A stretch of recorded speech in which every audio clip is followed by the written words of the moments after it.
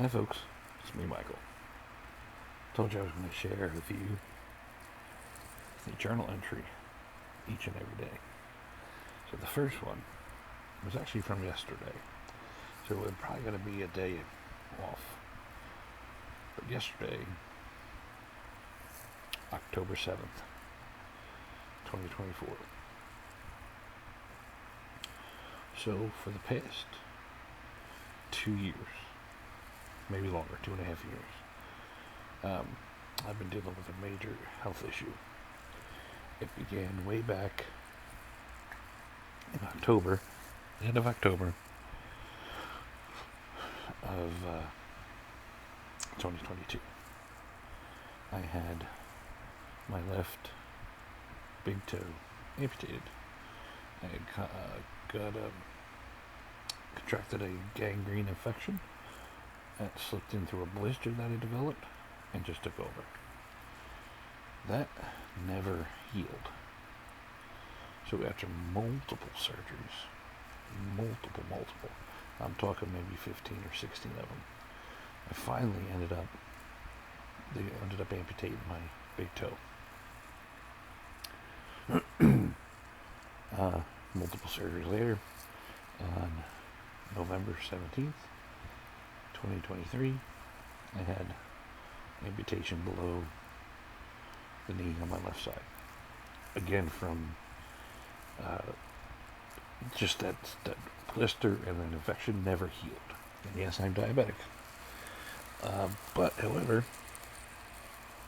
I'm convinced that diabetes wasn't the cause. Diabetes was the hindrance, we'll say. And by the way, this journal entry is entitled A Special Boy. Okay? And, alright, so, spoke about the limb. On my right side, started chipping away my right side, and in, I think it was, I want to say January of 24, I had a transmetatarsal amputation on my right foot, which means they amputated all my toes. In that 3 years, let's put it this way. In the first year, when I took my toe, it's not unheard of for an amputee of any kind, whether it's traumatic, whether it's, medical related, is not unheard of for us to become depressed. It's a loss of life in our eyes. It's basically almost a loss of our life in one shape or form. That's how I've been explained. But regardless, it's a loss of life. And depression can sedate. And it did. In that time, though, I've had 3 what I call major depressive situations. Okay, I don't know if that's a diagnosis, but 3 major depressive situations, to where I get myself into such a deep, dark place, to where I'm angry, to where I'm angry at God, to where I'm angry at myself, I'm angry at anybody I see, I'm angry at the world, I'm just cynical and angry and upset and sad and even jealous. But most of the other times, it's not so bad. I cope. I try to learn new things, I try to do new things, try to read, keep myself occupied. It's just once in a while, man, something is triggered and I don't even know what it is. I really don't. I do not know what those triggers are. But these 3 episodes, one was in the summer of 23, the other was at the beginning of this summer, and just last week. And so just last week, I was in the midst of one, and this one just seemed really bad. It was very cynical, and I kept questioning. My questions were, and I want you to know something, I'm a devout Christian. I love my God. I love my Father.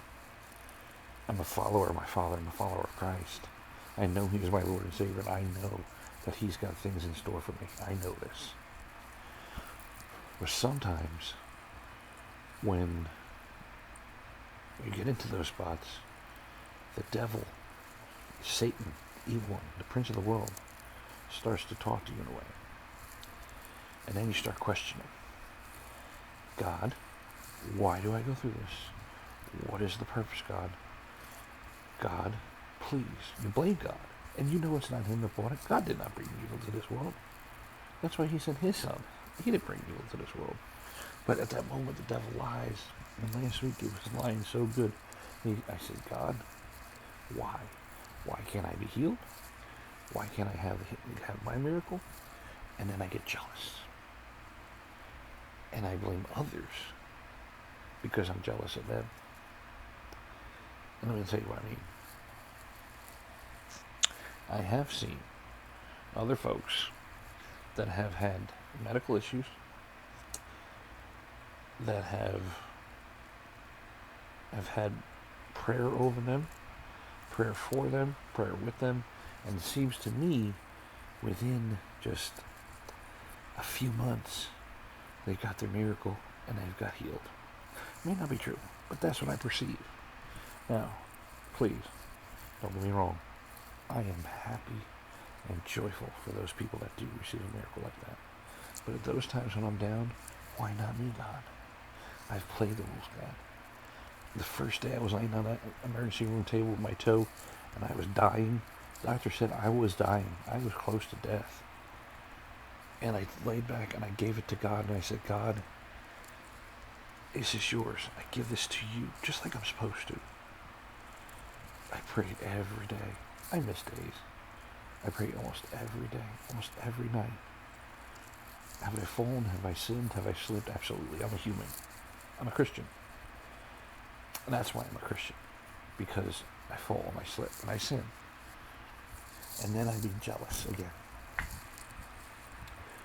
And that's where I get the jealousies at, basically.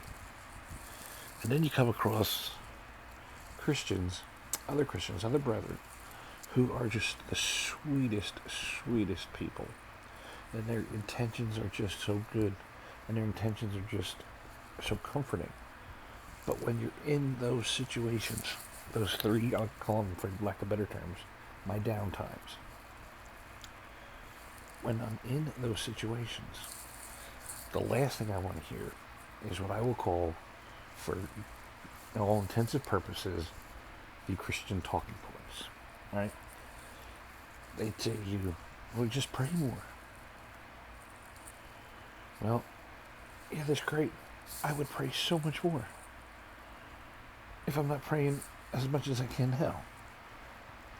There's not much more. I know they say, but listen, in that situation I'm in, I think at that point, there's not much more. How much more praying do you want me to do? That's the cynical part coming. And it's not me. It's Satan pushing that. And then they say, well, just trust him. Yes, I trust him. I trust him. But when I start seeing more in my mind again, mind you, this isn't times, these negative feelings are times when I'm in the deepest, darkest hole. It's not me normally. But when they say trust in God, then I think to myself, you know what? I pray to him, and I'm not healing, and I don't think God hears me. I don't think God is listening to me. Right now, if I pray right now, yes, I know for sure God hears my prayers. I know for sure. But those moments when you're just sick and depressed, in a depressive, sick moment, you don't see right, you don't think right, and you think God's not hearing your prayers.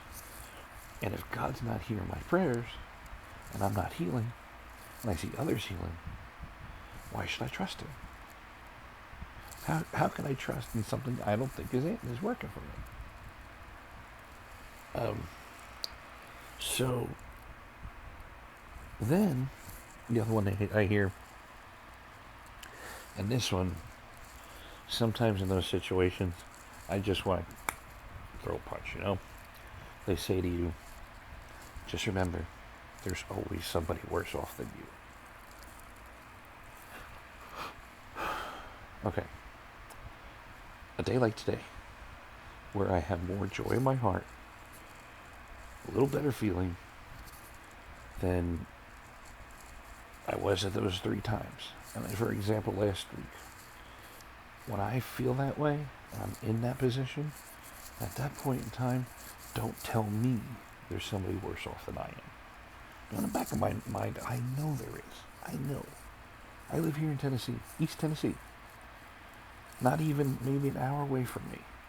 There are folks in East Tennessee who are dealing with tragedy and loss and everything going along with it from the hurricanes. However, at that brief moment, I am going through it. I am going through a situation. And in that moment when I am sickest as far as the depression goes, no one else is better. No one else is worse off. So to hear those things, even though I know those people are so sweet and so great and so wanting to help, it makes it worse. Then, on top of that, you get the feeling like you hear the enemy speaking again, telling me how bad and how guilty and how terrible and ungrateful and how nasty and how unloving of God and how untrusting of God. And you call yourself a Christian, you call yourself a son of God, and you're doing all that thing, and it makes it worse. It compounds it. The feelings of anger and stress and guilt and anxiety all together, kind of best example would be like if you were to completely break your back and you can't move. And along with that depression and those depressive days, physically, I get worse. I get bad. My stump is painful. My other leg is very painful. My foot where the amputation is in the metatarsal. My body aches all over. Sometimes it feels worse than the flu. My head aches every day. My neck aches every day. Some days I just get all kinds of heart palpitations. I feel my chest. I feel weak, physically weak. Like I can't lift nothing. I can't turn nothing. I can't open nothing. I can't focus. My mind is just... Have you ever seen the movie Inside Out? And in the closing credits where they show other people's inside out and they show the cat and what's going on in the cat's head. Those days I deal with that. That's what it feels like. Okay? Anyway, so that's the story. I had to tell all that to get to where I'm at now and to get to the topic, a special boy. When I went to church on Sunday, I was kind of coming out of, probably without me realizing, probably coming out of that episode. And I went to church and I had a really good cry. I cried the entire service. I heard words from God, I heard songs of God, I heard songs of comfort and healing, and I cried. And I cried. I kind of cried out some of those feelings, some of those anger, some of those guilt, and all that kind of stuff, and feeling some sort of comfort. And then, as I'm leaving after church, the mother of this boy, the mama, this boy, now I'm not going to say his name for certain reasons. Someday I hope you'll understand. But what I'll do is I'll call him a little man. That'll be what we call him. Little man's mama, little man's adopted. Being cared for. I don't know if they're fully adopted, but being cared for. I love this little guy. I love him to death. My wife and I have the privilege of babysitting for his mama to go to work and do whatever she has to do. I just absolutely love that kid. But anyway, his mama came to me after church and gave me the sweetest hug and prayed with me and held me.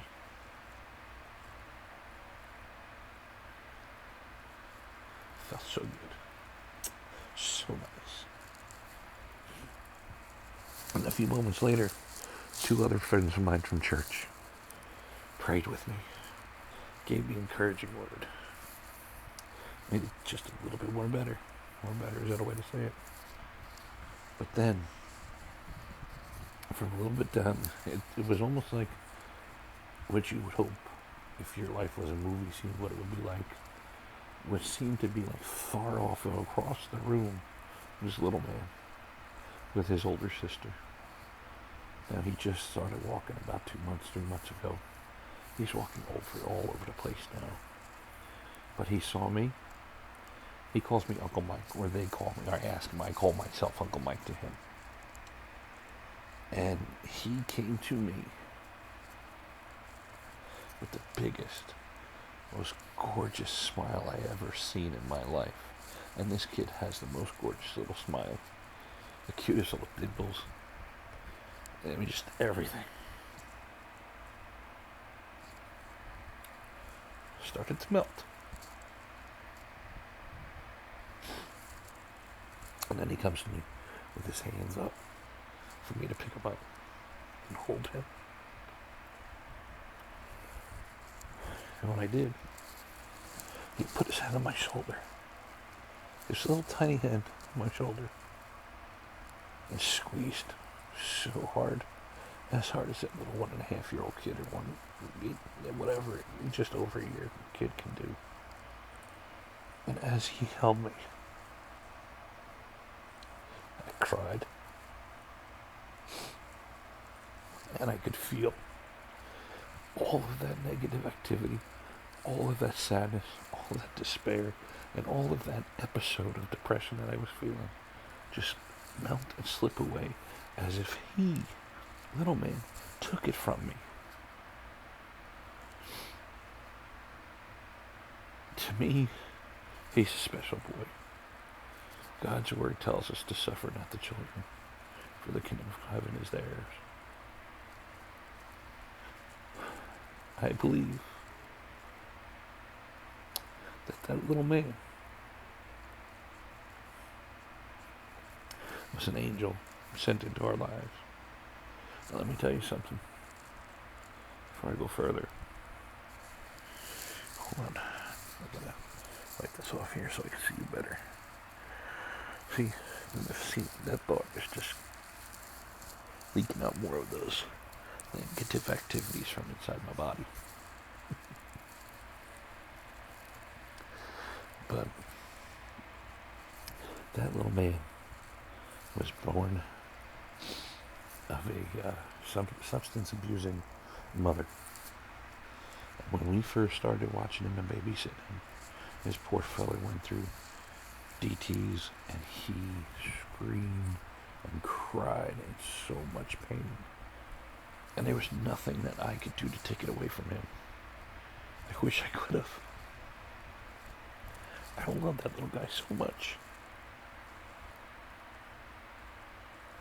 I wish I could take it away from him. But now here he is, just over a year later, and he's taking it away from me. That pain.